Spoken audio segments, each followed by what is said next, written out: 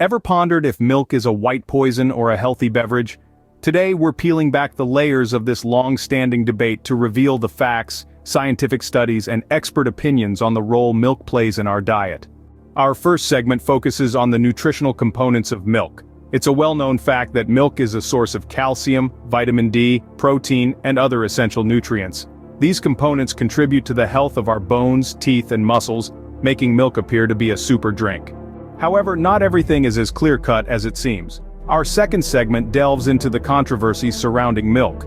For some, milk isn't a super drink but a source of discomfort. People with lactose intolerance can experience digestive issues after consuming milk. Further, scientific debates around milk's impact on health are far from settled, with research offering mixed results. This leads us to our third point: milk and disease risk. Some studies suggest there might be a link between milk consumption and certain diseases. However, these results are often contradictory, adding another layer of complexity to our understanding of milk's health implications. But what if you decide to avoid cow's milk? Our fourth segment explores alternatives. Plant-based milks such as soy, almond, and oat have become increasingly popular. They offer a different taste profile and can be a good option for those with lactose intolerance or dietary restrictions. Finally, we arrive at the crux of the matter: making a choice.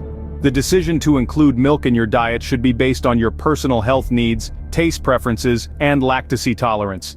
It is paramount to make choices based on reliable information and, if necessary, consult with a dietitian. So, what's the takeaway? Milk can be both a beneficial source of nutrients and a cause of discomfort for some. The decision to incorporate it into your diet should be thoughtful and tailored to individual needs. Always remember, it's your health, your body, your choice. Now it's time to hear from you. Where do you stand in the milk debate? Do you include it in your diet? Feel free to share your experiences. For more information on healthy eating, remember to subscribe to our channel and join our community. Let's continue this journey of health and wellness together.